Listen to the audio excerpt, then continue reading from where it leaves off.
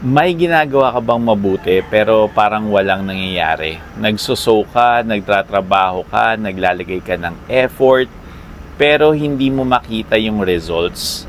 Listen, sa Kingdom of God, every seed grows, even when you don't see it yet. Sabi sa Galatians 6:7, whatever a man sows, that he will also reap.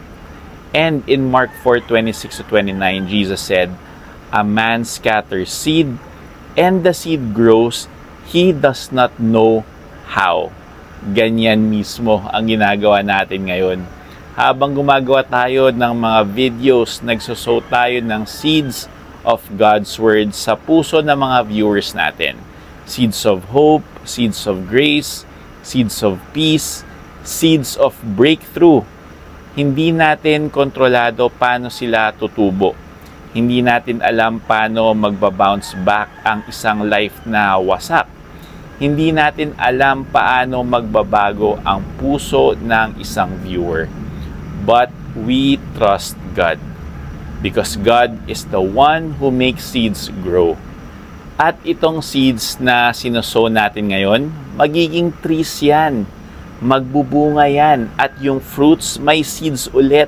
At magbumultiply sila nang hindi natin namamalayan.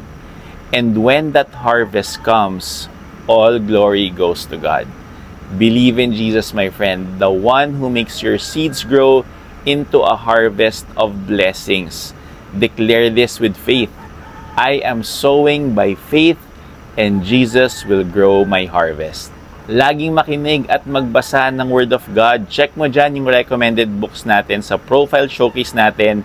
Puno ng wisdom to fill your mind with good things. And subscribe na rin to support our mission of spreading God's grace.